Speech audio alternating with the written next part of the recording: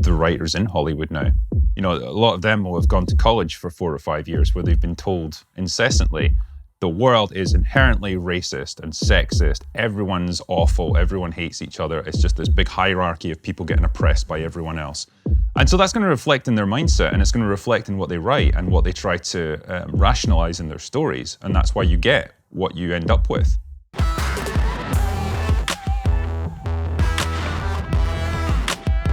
Hello and welcome to Trigonometry. I'm Francis Foster. I'm Konstantin Kisin. And this is the show for you if you want honest conversations with fascinating people. Our brilliant guest today is a novelist, YouTuber, and film critic, Will Jordan, aka The Critical Drinker. Welcome to Trigonometry. Thank you for having me. It's such a pleasure to have you. You've got a brilliant YouTube channel that's absolutely crushing it. We're really interested to talk to you about what's happening in the movie world and some of the ideologies and all of that stuff. But before we do, tell us, who are you? How are you where you are? What has been your journey through life that leads you to be sitting here talking to us? Well, I'm reasonably sure that I'm Will Jordan. I'm a writer, and eventually I became a YouTuber. I guess I got into this whole thing because I'd always been interested in storytelling. I'd been fascinated by characters and how you can just, you can create these fictional worlds that people can just lose themselves in. I think there's something really special and magical about that.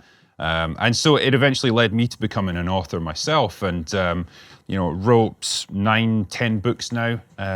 So it became quite a successful thing for me, and I was really pleased with that. But several years ago, I guess I began to notice a change in the movies that we were seeing in cinemas.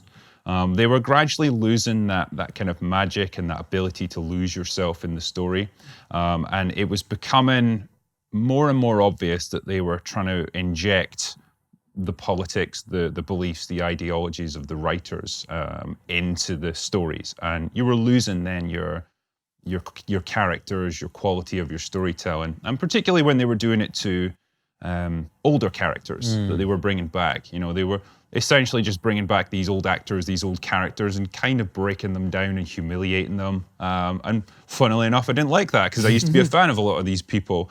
And so I decided I need to just try and, I guess, add my voice to that conversation about it. And I thought, well, I can get back into YouTube because I used to do it way back when, just messing around, just little channel with a few hundred subscribers.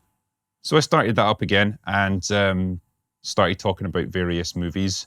And there was one day when, I don't know what happened, I think maybe I had a beer or two before I recorded it, and I was like, my voice is awfully slurred in this video. And well, you are Scottish, mate.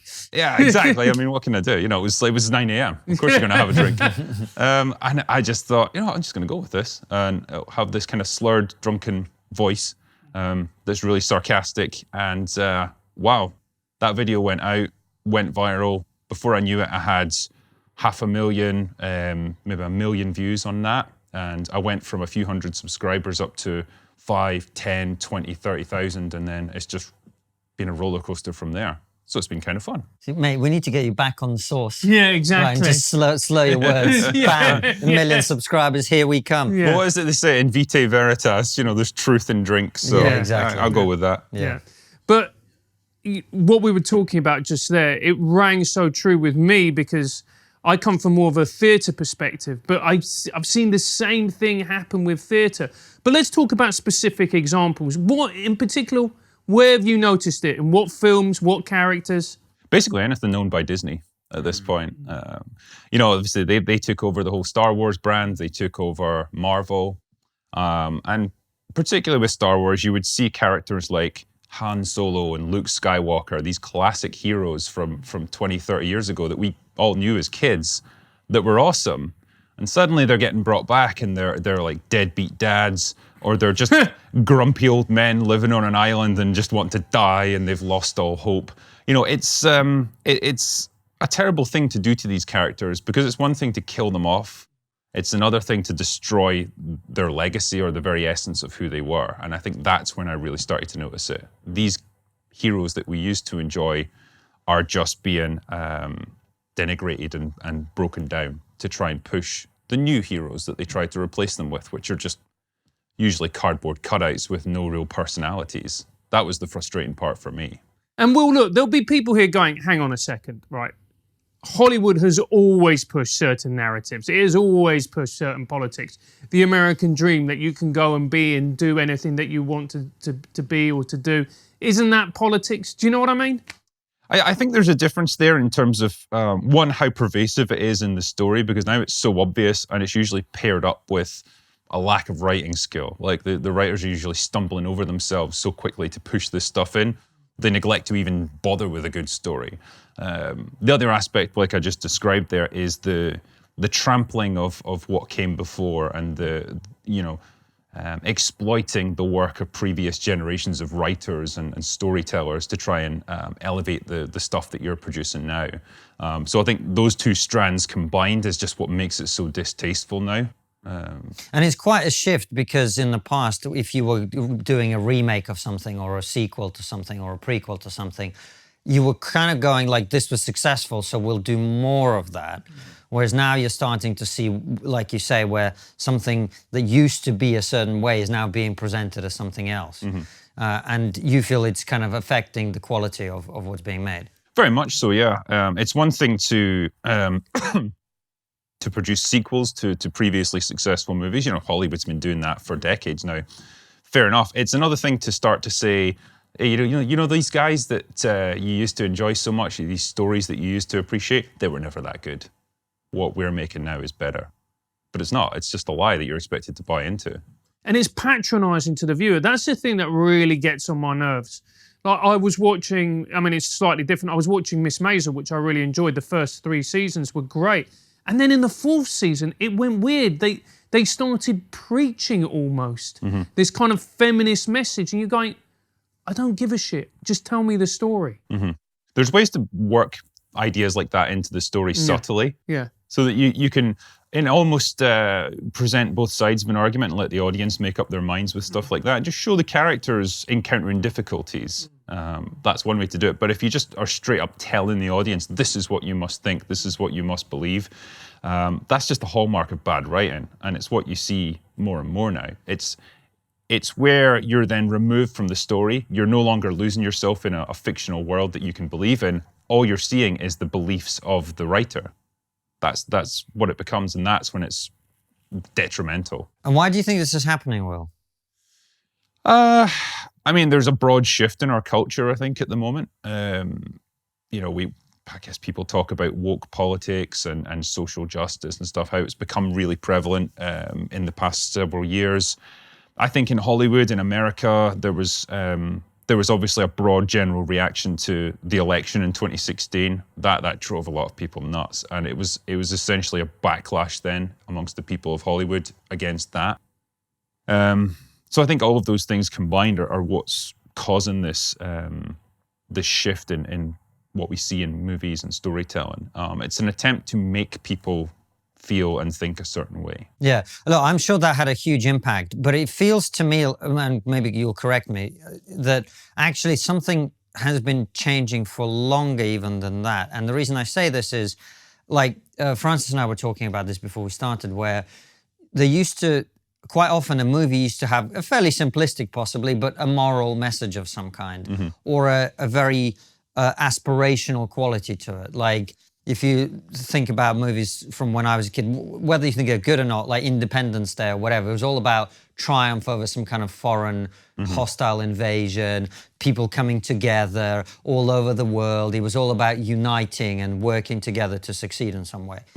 Whereas more recently, even in like stuff that I think is incredibly well made, whether that's Game of Thrones or House of Cards or anything like that, I started to see that actually what they were doing now is showing the opposite and going, look at all the deep dysfunction in human beings. Look at all the terrible ways that people operate. Look at the way people cheat and steal and murder and do all of those horrible things. And it's shown from a kind of different perspective. So instead of giving you an aspirational picture, it became more about going, look how bad everything is. Well, I think that ties into the mindset of a lot of the writers in Hollywood now.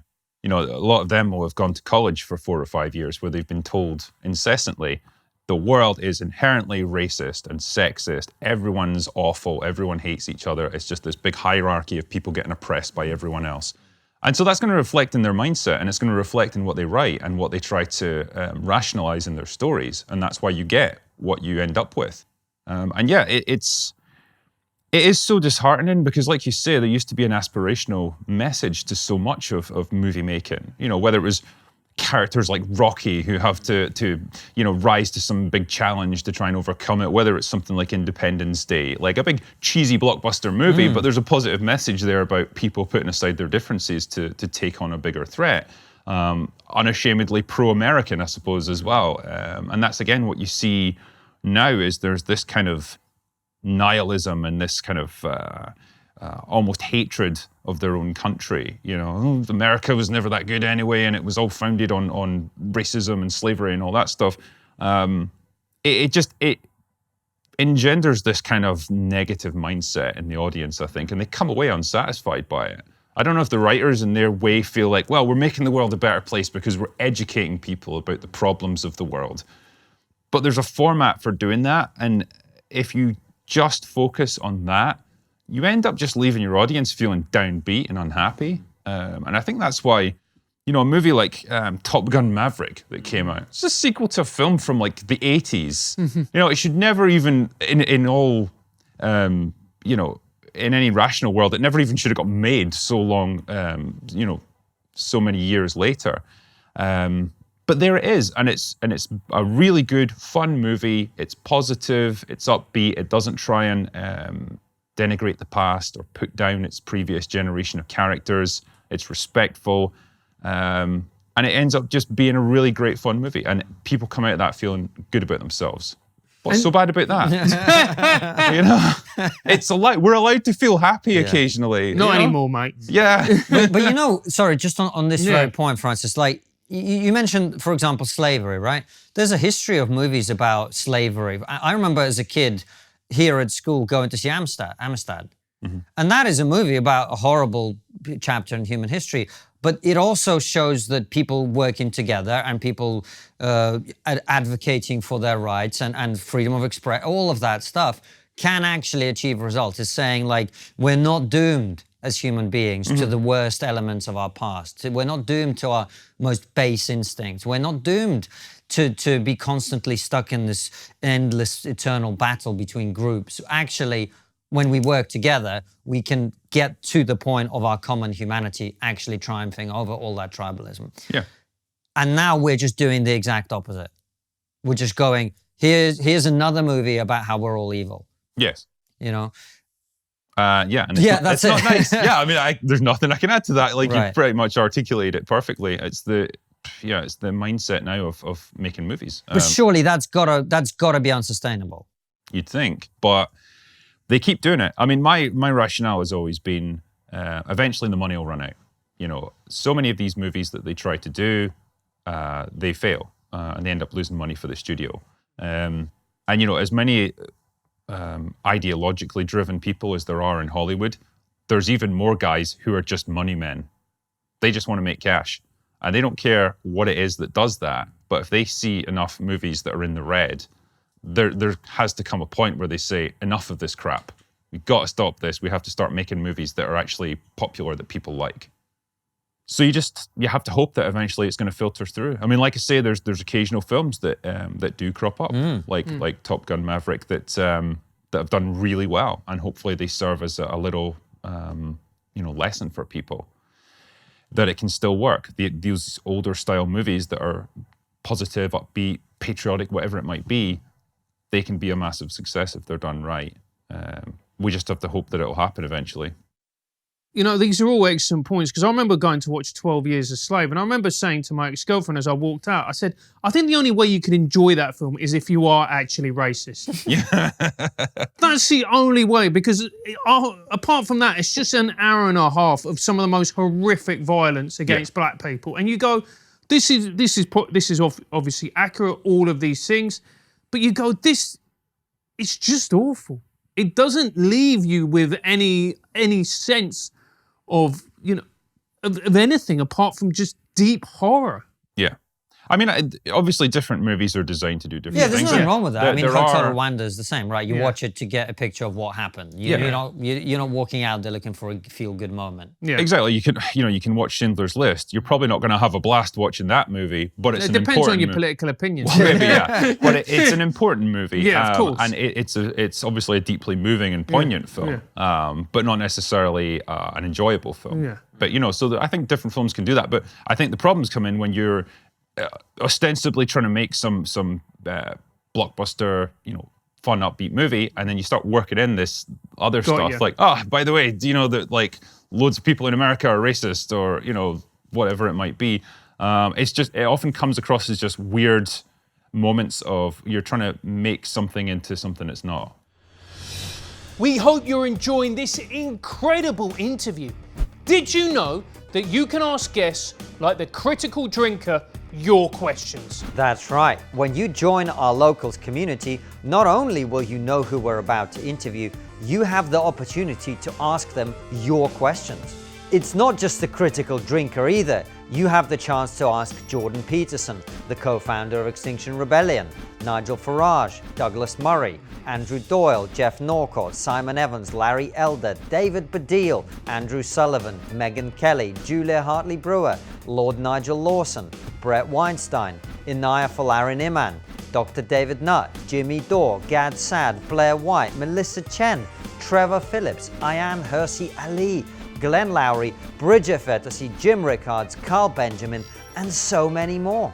Plus, we're about to interview some of the biggest guests in the world. We can't name them just yet, but trust me, they're huge. Metaphorically speaking, not just because they're American. Our Locals gives you access to a great community of like-minded people where you can share memes and make new and problematic friends. You also get early access to live shows, and we're about to release details of our tour, so you'll want to know about that as well. On the higher tiers, you get monthly supporter calls and the opportunity to have a meal or a call with us. Click the link below or go to trigonometry.locals.com and join the community. That's trigonometry.locals.com. We'll see you there. The interesting thing as well is that they make these racist characters so clunky. Yeah. Where you just go, if you were a racist, you wouldn't be racist at the top of your voice in a public place where everyone can hear. It's just completely terrible writing. Yeah. And it's clumsiness on the part of the writers, whether they don't have the experience, whether they are just, like I say, falling over themselves to get that point across, and they don't care how clumsily they do it. Maybe that's how it is. But there would, in the past, I think there would be more of a nuance to these characters. You might show them having positive qualities, but also there's this darker side to them that comes across sometimes, and it'd be an interesting way of saying, well, this is how it manifests in people sometimes. They might not consciously be aware of it. They might not always be a big cartoonish, racist who's just yelling at the top of his lungs, but it comes across subtly. But that can be the difference in a character. But yeah, I just don't think writers these days have got that kind of subtlety to them. Do you think part of the problem as well is what happened with Weinstein was obviously horrific and awful, but then Hollywood was almost forced to say, look, this is horrific and awful, and we're going to produce these films that have an element of social justice to show that we've changed? Oh, very much so, yeah. They were terrified of that because, let's be honest, a lot of them were implicated in it as being complicit. So many of these stars that were, preaching about how appalled they were by him. It's like there's hundreds of pictures of them like standing next to him, getting their pictures taken, praising him to the hilt, and the thing is, they all knew as well. It's not like they just randomly took the picture. They all and knew. then there's all these rumors that come out like this person knew, that person knew, but it would have ended their career if they were to speak out. And so it's like you say, the backlash to that prompted this huge panic amongst them, and it's like, we have to prove how virtuous we are, and suddenly that's why you get diversity quotas to even be nominated for an Oscar. Really? Yeah. You to even be considered for an Oscar now, you have to have X number of women in front of or behind the camera, X number of ethnic minorities, X number of LGBT people. In Hollywood, I would have thought Yeah. they're the majority, aren't they? Well, you never know, but I'm not a big fan of this idea that the composition of your movie, in terms of the people working on it, should determine whether or not it's good. What should speak for itself is the end product. And so when you start getting into that mindset of, a movie can only be considered worthy if it's got X number of different boxes ticked in terms of the people working on it, you're not necessarily going to get the best people.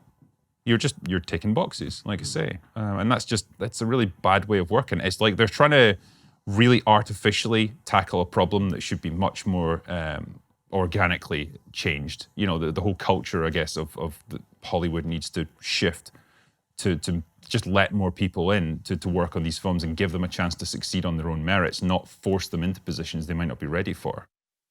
It's an interesting point, and I think it comes back to what you said earlier, which is we've kind of got to a position where like we all think that our job is to educate other people, and what they mean by that is to force them to think in a different way. Yeah. Right.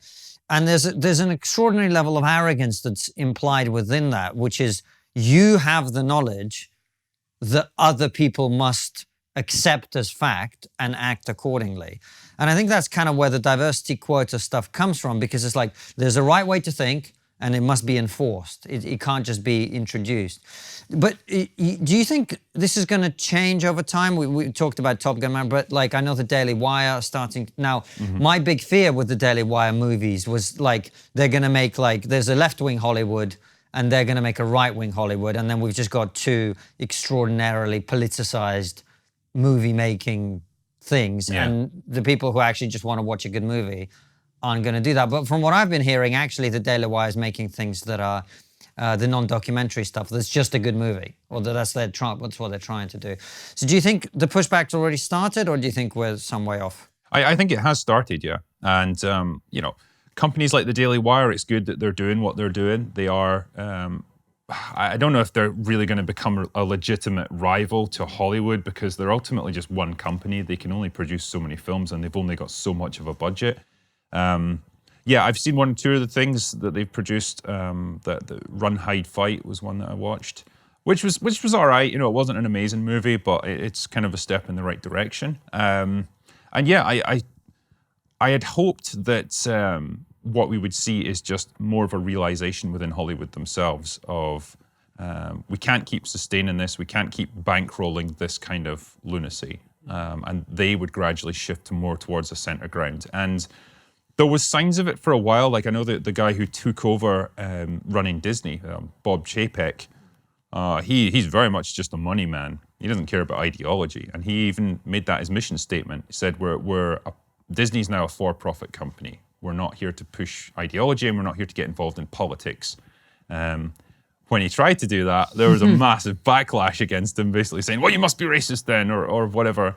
And staff were walking out. So I don't know how successful that's ultimately going to be. But I guess that it's indicative of a bit of a shift where people are realizing that what we've been trying to do over the past 5 or 10 years, it's slowly alienating people. Look at the Oscars. That used to be a huge event. People would tune in to watch that. Now it's like their ratings are like a third of what they once were. The only thing that got people talking about it this year was Will Smith. I was going to say, Chris Rock. now they literally have to beat each other to get I know, our yeah. attention. I said this, I made a video about this. I bet you people are going to starting fights at the Oscars now just to try and get headlines, But I do find it worrying as someone who loves film, as someone who loves cinema. Just look at movie stars. Really, how many great or new movie stars have been produced recently? Yeah. They haven't. You're relying on Tom Cruise, who is a brilliant movie star, one of the greatest of all time. But how old is Tom Cruise now? He's 59? Yeah. Can you keep relying on him to do all these new films and get people into the cinema? Yeah, that age of the movie star has ended. And I've talked about this on my channel. What you have now is people who get interested in characters. There's a new Batman movie. Some other douche is going to be playing Batman now, or there's a new Superman film, or whatever it is. They're interested in the character rather than the actor playing them now. And so what you're losing is that kind of magic of stardom, which just doesn't exist anymore. There used to be a time when, oh shit, there's a new Tom Cruise movie out. Of course we need to go see that because I'm sure it'll be good. He's like really the last one. Nobody is going to get totally fired up that there's a new Chris Pratt film or that there's a new Dwayne Johnson film. Like those are just, those guys have their careers obviously, and they make a lot of money, but like they're not stars in the same sense that you used to get 20, 30 years ago. And why is that, Will? Probably because the studios have become so powerful that it's more of an assembly line of movies than it is, actual projects that people are passionate about. It's probably going to become like that with directors as well. You used to have guys like Steven Spielberg who would just, they could pick and choose the projects they want you to do. They could get things commissioned on the strength of their name because they were so powerful within Hollywood. Now you've just got guest directors that get brought in to do things, and particularly within these big budget Marvel movies, they don't even really direct their own movies. They are brought in to do scenes like this where people are sitting in a room talking to each other. Then when it comes to the action scenes or the CGI, someone else does that. They do all that, and that's about 90% of the movie. So now you've got directors who are just like the actors now. They are just gigging. They are happy to get the work that they can, but they are not big names anymore that people are excited about. That's the difference. And it's worrying when you look at the industry, when you look at a lot of the films that make the money are Marvel films. And look, I quite enjoy a Marvel film, but it just shows that there's a complete dearth of ideas out there. Mm-hmm. Where the only way to get people to go and watch a movie is to have Spider-Man or all the rest of them. What they talked about, and it was very telling, it was like one of those Disney internal memos, was the franchise ecosystem.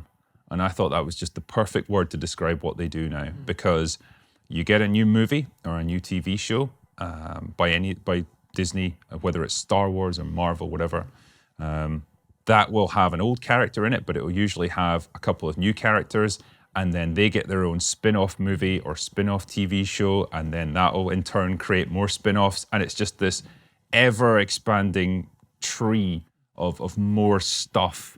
And yeah, one of my other content creators, we were on a stream a week or two ago, and he showed me all of the upcoming projects for Marvel and Disney over the next 12 months. And I just hung my head and just I died a little bit inside because there's so much. It's so overwhelming now. And that's all it is. It's just, it's all just about producing more content. Whether it's movies, whether it's TV shows, they're obviously now getting into the realms of streaming services where you just need that constant pipeline of new content so that people can binge it. And what about the British film industry? How is it significantly different, or are we making all the same mistakes here?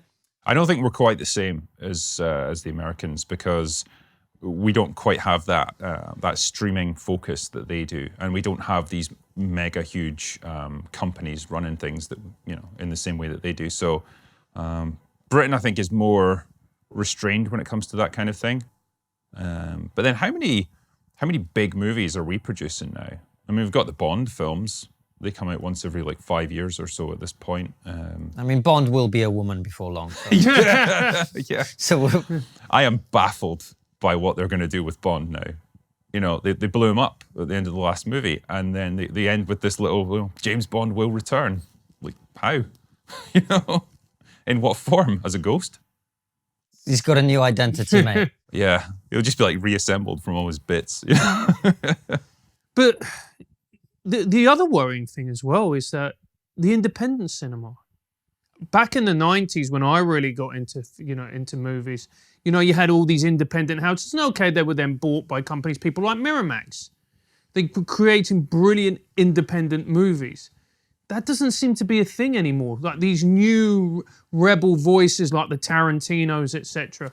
It doesn't exist. No, I mean, my hope was going to be when we had the lockdowns, the pandemic and everything, and there was no revenue coming in for movies. And my assumption was, okay, the era of the mega blockbuster might be over for now.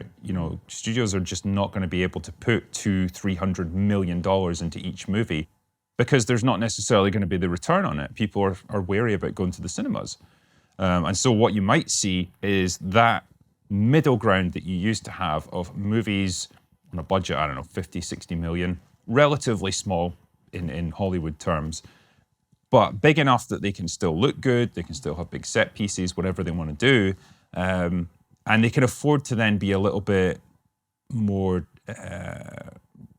daring. They can take more risks with them. They can, they could take a chance on a new director who's got some crazy idea because they're not sinking that huge amount of money into it.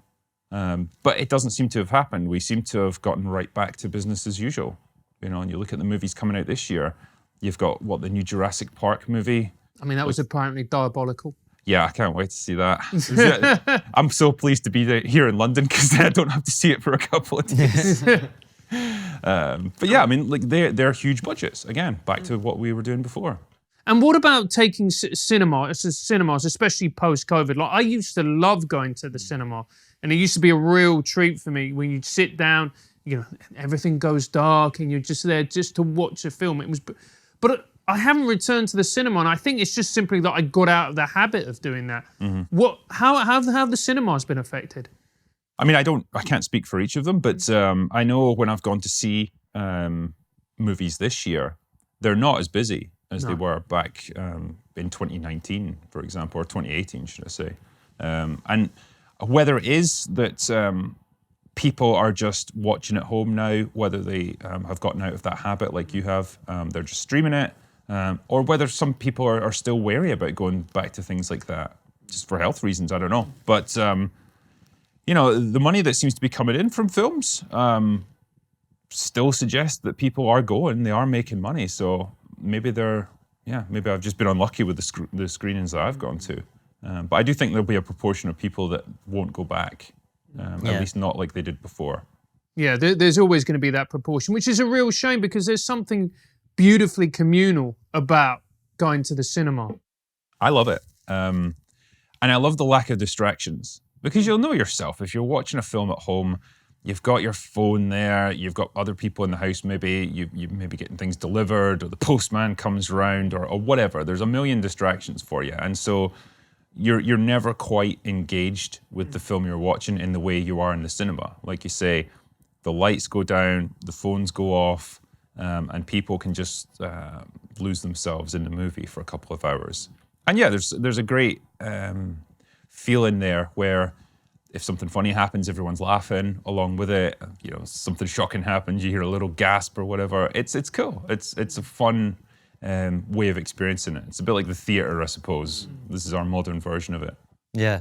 Well, I think I'm not making this up. I remember reading something about how even if you watch a movie you didn't particularly like, just the 2 hours or 3 hours in a dark room watching one thing with other people, it creates what they call an afterglow, like that feeling when you first walk out of the cinema, of like having been in a different world, which is one of the reasons, where we started this conversation, where you're constantly being dragged out of that other world by like, oh, here's a bit of social justice for you. Do you feel bad about yourself yet? Yeah.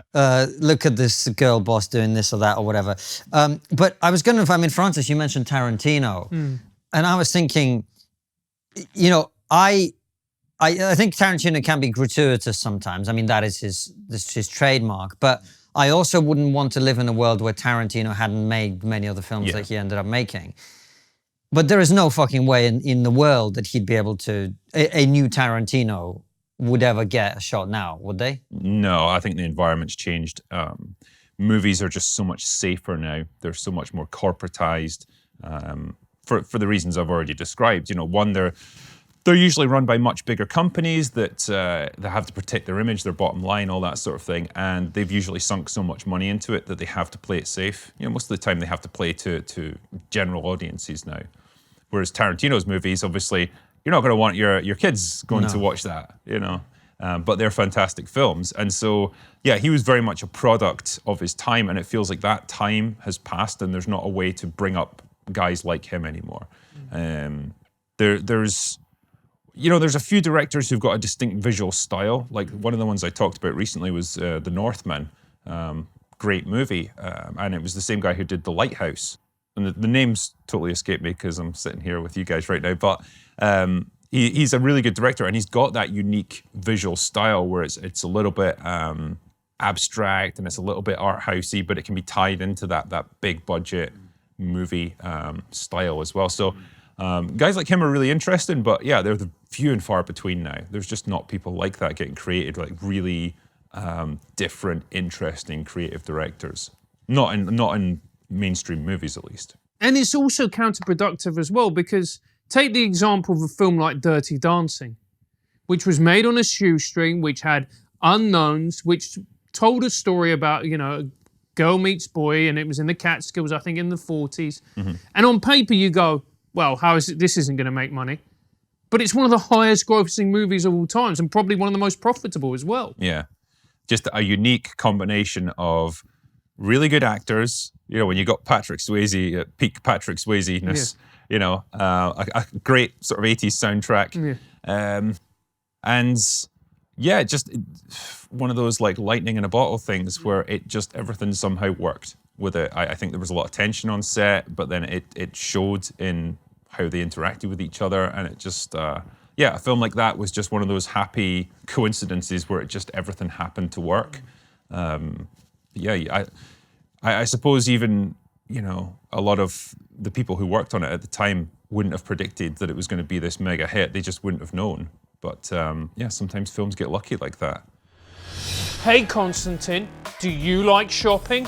No, in Russia you skin bear with your bare hands and wear it. Obviously this is for men only. Women and small children are allowed to use knife. Where did you get your blazer from? It's made out of bear. Babushka created it for me using nothing but her own bare hands.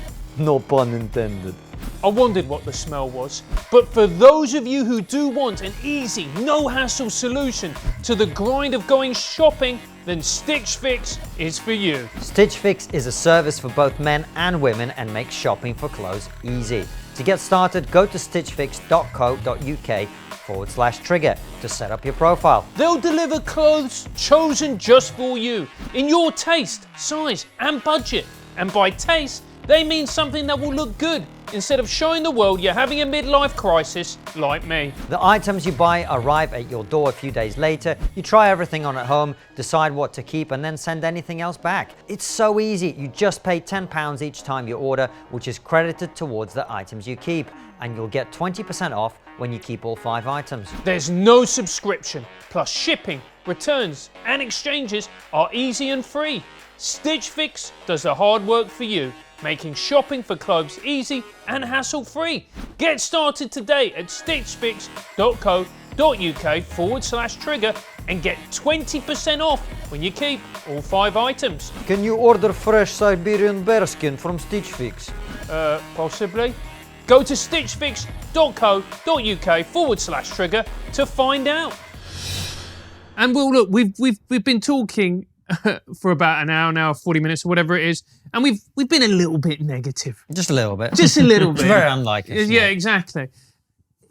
Are there any, you know, green shoots? Is there any hope out there? Is there, maybe could the new Top Gun movie, maybe could that spark something? I think so, yeah. When a movie makes, I mean, it must be getting close to 800 million now. It may, 800 mil? Yeah. The last time I checked, it was like 770 million worldwide. So it'll reach 800, probably 900. It'd be cool if it reached 1 billion, but it's probably going to get pushed out by other blockbusters this summer. But when a film like that does that well, people take notice. And I think they definitely take notice of when films fail in a high-profile way. And so, yeah, I guess we just have to hope that we see more of this. And with my channel, with the reviews that I do, if I spot movies nowadays that are genuinely good and enjoyable, hey, I'll promote them as much as I can. You know, I'll recommend them to people. So what have been some of, obviously people should go and check out your channel, but for anyone watching this, what have been some of the movies that you've actually thought have managed to pierce this sort of politicized social justice bubble? Well, that was one. The Northman was another one. I don't know if that made a massive amount of money, but it was one that I very much enjoyed. Everything Everywhere All at Once was a great movie. Just, again, it was a story about, I think, Chinese immigrants and an older woman getting to see how her life might have played out if she'd taken different paths and so on. But it was funny and inventive and just a great all-round movie. The what was the other one? That Spider-Man movie, the most recent one, No Way Home. We were all blown away by it because it had no real politics in it. It had no social justice stuff. You didn't have a female character that was magically better than everyone else, anything like that. What they did was they took all these older actors who'd played the same character, brought them all together into a nice, compelling story, let everyone have their moment on screen, and they were pretty respectful to previous generations of actors that had played the role. And it just all came together really nice. So, you know, things like that, we were really surprised. Like, who knew they could make a comic book movie that was still enjoyable, you know? Well, there you go. Will, it's been an absolute pleasure to have you on. We're going to do a couple of questions for our locals. But before we do that, we always finish our interviews with the same question, which is, what's the one thing we're not talking about that we really should be? You know, I always wondered, why are so many people allergic to nuts these days? I think we should be talking about that. It was unheard of when I was a kid. Now it's like everyone seems to have some kind of nut allergy. I don't understand it. We used to let them die. Yeah. That's what we Which did. is how it should be, really. Like, look, if you can't eat a peanut, you didn't make it. You know what I mean? It was like, you Sorry, know, Francis. little Yeah, Jimmy it's just all got right, mate. really ill every time he had a peanut butter sandwich or something. Yeah, No, and that was why? fine. It was a system that worked. Do you know Yeah. what I mean? Yeah. Someone had to come in and mess with it. It's separating the wheat from the chaff ultimately. So Agreed, mate. You're not actually allergic to No, to- I'm you not. just I don't just like don't- I them. just That's don't a like- different thing. that's okay. Yeah, that's you all can right. not like things. Yeah. Right. Nice to have ended it on a super right-wing note. Thank Yeah. you very There's much. nothing right wing about saying you deserve to die if you can't handle a peanut. It's just True. practical reality. You're just not keeping up with the tribe. You're slowing everybody else down. Yeah. But it's been an absolute pleasure. Will, if people want to find you online, where is the best place to do that? You can find me on YouTube under The Critical Drinker, and you can find me on Twitter by the same handle. So Fantastic Thanks stuff. thanks so much for coming on, and thank you for watching.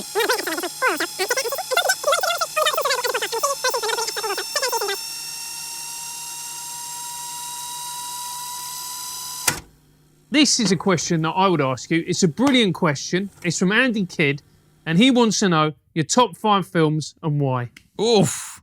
I always hate these questions, actually. Well, at least there's 5, so Yeah. it's not like too difficult. But top 5, one of them would be Saving Private Ryan. Just like probably the definitive war movie for me. Just absolutely fantastic. What else? I always had a real fondness for Falling Down, that Michael Douglas movie. So Fantastic. the man who I based my image on. Yeah. Great man. I need that flat top hairstyle. Yeah.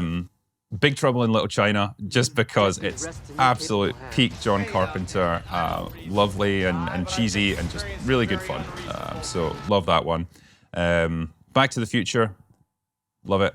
I could happily watch all 3 of them and just have a great time. But yeah, the first one is just fantastic, Yeah. just real magical movie. And the last one, probably Lord of the Rings. The Fellowship of the Ring, I think, is my favorite. Again, a movie you can just absolutely lose yourself in. So those would be my picks, I think. But you ask me next week, it would probably be different ones. Yeah. Yeah, it's hard to pick, isn't it? Yeah. And somebody called, I'm sure it's not actually the Home Secretary, Priti Patel, but somebody called Priti Patel on our locals. I'm pretty sure my immigration papers are in order. Yeah, you're getting deported back to Scotland, mate. Or Rwanda, whichever you prefer. She says, why are prequels and sequels so often disappointing in comparison to the original?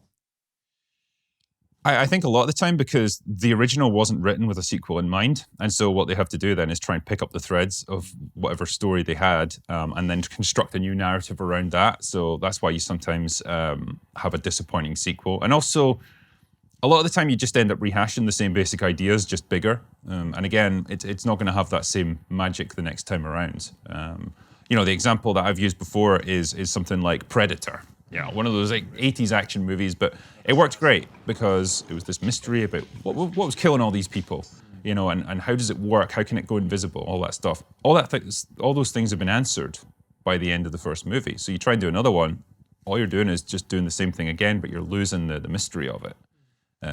So I think that's part of the problem. And then prequels, kind of the same issue in that you know where it's ultimately going to end, and so if it comes to characters and so on, and they're put in danger, you know they're not going to die because they're going to be alive in the next movie. So, you know, you've got a little bit of a problem there as well. So yeah, a lot of the time it's just trying to construct narratives that weren't really meant to be there originally. That's one why they're often disappointing. And I suppose it's probably quite hard to get a studio to agree to making like a 3-part movie unless there's been a hugely successful book like Yes. The Lord of the Rings, right? Like you're not going to get someone to sign up to three episodes, let's say, of like a completely new thing. Yes. Yeah, makes sense. All right, well, that's it. Thank you very much. No problem. Thank you.